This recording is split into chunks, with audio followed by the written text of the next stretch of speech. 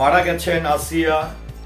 কেমন আছেন আসিয়া? চিকিৎসাধীন আছেন আসিয়া। তো আসিয়ার এই ধর্ষণের পর থেকে কিন্তু সারা দেশের মানুষের মধ্যে কিন্তু এক প্রকার প্রতিবাদের ঝড় বইছে। আসিয়ার ধর্ষণকারীদের বিরুদ্ধে ফাঁসির রায় কার্যকর করার জন্য সরকারের প্রতি সোশ্যাল মিডিয়ার মাধ্যমে কোটি কোটি মানুষ আহ্বান করছে।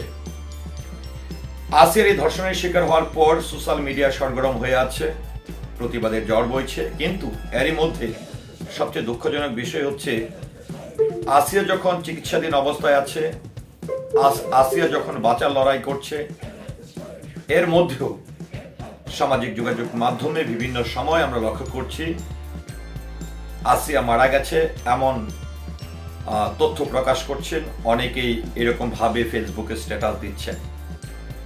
কিন্তু আসিয়া কিন্তু এখন সামান্য কোনো বিষয় নয়। আসিয়া এখন প্রতিটি ঘরের একজন নিষ্পাপ শিশু হয়ে গেছে, প্রতিটি মানুষের সন্তানের মতন হয়ে গেছে।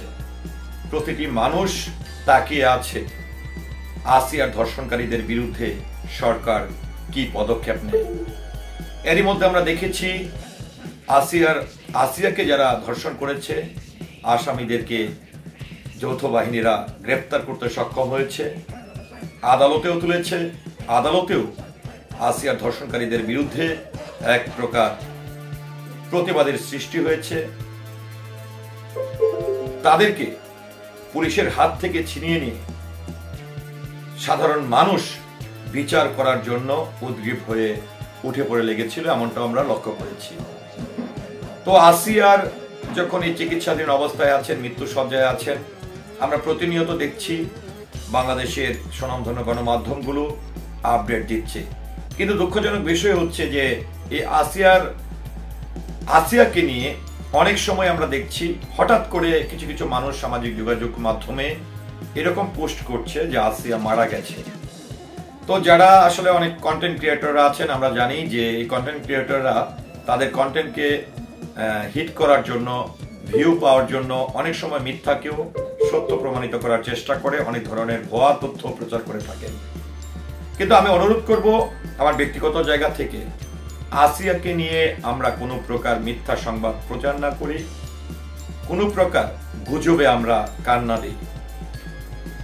আসিয়ার যদি কিছু হয়ে যায়, আসিয়ার যদি মারা যায়, নিশ্চয়ই বাংলাদেশের যারা সঠিক গণমাধ্যম কর্মী আছেন, যারা সত্য এবং বাস্তব তথ্যগুলো প্রকাশ করে থাকেন, তারা কিন্তু সেই তথ্যগুলো প্রকাশ করবে। সেই ক্ষেত্রে অবশ্যই আমরা যারা সচেতন মানুষ আছি, তারা কোনো মিথ্যা গুজবে কান দিব না। আমরা সারা দেশের মানুষ আল্লাহ তাআলার কাছে প্রার্থনা করব, আল্লাহ তাআলা যেন আসিয়াকে সুস্থ করে তোলেন, আমাদের আসিয়া যেন আবার স্বাভাবিকভাবে আগের জীবনে ফিরতে পারে। সবাই ভালো থাকুন, সুস্থ থাকুন। আসসালামু আলাইকুম।